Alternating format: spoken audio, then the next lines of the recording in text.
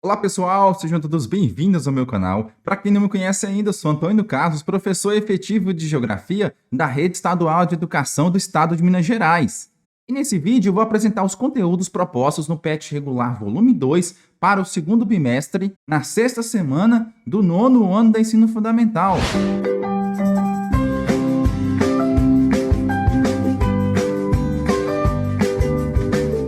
Antes de começarmos o vídeo, eu vou pedir para você se inscrever no meu canal, ativar lá o sininho da notificação, deixar sua curtida e também o seu comentário.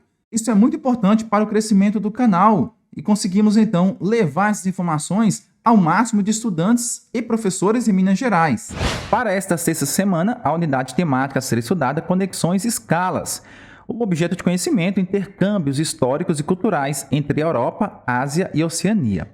E as habilidades, identificar e analisar características de países e grupos de países europeus, asiáticos e também da Oceania, nos seus aspectos da população, das cidades, que é urbano, aspectos políticos e econômicos, além, é claro, de discutir suas desigualdades sociais e econômicas.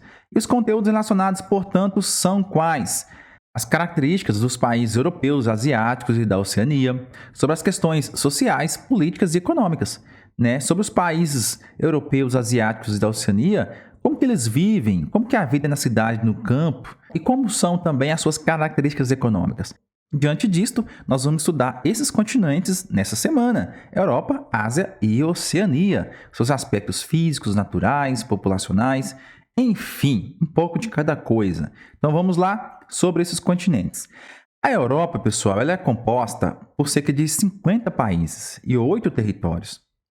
Suas fronteiras elas foram diversas vezes alteradas, com avanços por um lado, recuos pelo outro, dependendo das conquistas e percas ao longo dos séculos.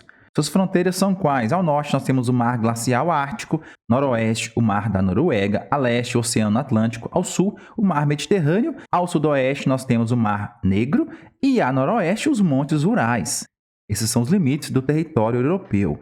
A população da Europa ela está mais ou menos na casa de 743 milhões de habitantes, distribuídos aí um pouco mais de 10 milhões de quilômetros quadrados. A sua localização geográfica permite que o continente tenha distintas variações climáticas. Nós temos lá climas extremamente frios, mais ao norte, por exemplo, mas nós temos climas com temperaturas amenas, mas na parte sul, que é o caso do clima temperado.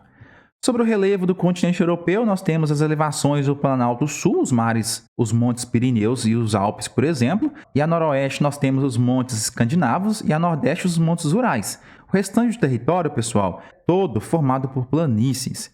Nós temos ainda, no continente europeu, os melhores indicadores sociais e econômicos do planeta. Isso mesmo, a elevada situação de qualidade de vida tem aí uma elevada arrecadação e também uma concentração de renda mais uniformizada.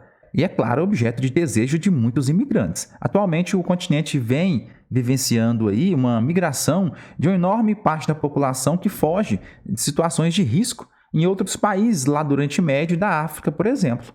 Já a Ásia, pessoal, é um continente extremamente grande, é o maior do mundo, com 48 países e 6 territórios. Tá certo? Com mais de 44 milhões de quilômetros quadrados.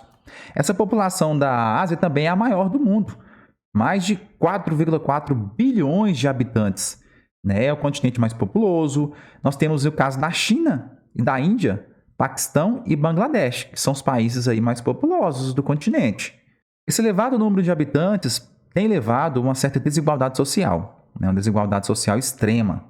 Nós temos na China, por exemplo, populações que vivem em melhores condições de vida possível. Mas nós temos também outras áreas que não se vive tão bem, passam necessidade. Linhas de pobrezas assim extremas dentro do próprio país. No continente, isso se repete. Nós temos áreas desenvolvidas na Coreia do Sul, mas, por exemplo, Nepal e Bangladesh são países que têm faixas de renda e linha de pobreza bem acentuada. E é bom lembrar também que na Ásia nós temos os principais produtores de petróleo do mundo. O Afeganistão, o Irã, por exemplo. Isso faz com que eles tenham um mercado de exportação bem intenso e alimenta, inclusive, as indústrias da China e da Índia. Com relação aos aspectos físicos da Ásia, nós temos aí ao sul os planaltos, assim como também na porção centro-oeste. Ao norte e ao noroeste nós temos as planícies E na Ásia ainda nós temos alguns mares internos, como por exemplo o Mar Cáspio, Mar Aral e Mar Negro. Na parte climática nós temos uma diversidade muito grande, em função da extensão, tanto latitudinal, certo, quanto também longitudinal do próprio continente. Nós vamos ter porções ali de menores latitudes, climas quentes, equatorial, tropical, desértico, por exemplo, mas temos também regiões aí das zonas de maiores latitudes, com climas frios, como por exemplo o continental e o polar. Já a Oceania, o último continente que nós vamos ver, né, um continente bem pequeno, né, menor do que a Europa inclusive, né, 8 milhões e meio de quilômetros quadrados. A sua extensão territorial praticamente confunde com o próprio país da Austrália, né, que é de 7,6 milhões de quilômetros quadrados, ou seja, um pouco mais de 90%, que pertence então à Austrália. Alguns autores costumam classificar a Austrália como um país continental, devido ao tamanho, né, do país e ocupar aí boa parte do próprio continente oceânico. Nós temos aí 14 micropaíses e 11 territórios nesse continente. A população da Oceania é calculada a mais ou menos 21 milhões de habitantes. A Austrália corresponde a 60% desse quantitativo. Nós temos ainda Papua Nova Guiné, né, com 6,7 milhões de habitantes, Nova Zelândia, 4,2, entre outros locais desse continente. Nós temos os micropaíses que compõem a Oceania, né? Assim como na Austrália, nós temos várias e várias ilhas espalhadas pelo Oceano Pacífico que pertencem ao continente oceânico. E essas ilhas são classificadas em Melanésia, Micronésia e Polinésia. As Melanésias formam um conjunto de ilhas com aproximadamente 500 mil quilômetros quadrados. Estão localizadas mais próximas à Austrália, como por exemplo Lusíadas. Nós temos aí Micronésia, um pequeno, né, estado que está mais no Pacífico Sul, né, localizado a leste das Filipinas e ao norte da Papua Nova Guiné. Nós temos a Polinésia, compreende também um conjunto de ilhas mais distantes da Austrália, tendo como principal território 4 estados independentes, inclusive Samoa. Pessoal, esse foi o vídeo em que eu expliquei os conteúdos apresentados no PET Regular Volume 2 para o segundo bimestre, na sexta semana do 9º ano da Ensino Fundamental. Eu só tenho que agradecer a você que ficou comigo nesse vídeo até o final, curtiu, comentou e compartilhou nosso conteúdo. Meu forte abraço e meu muito obrigado.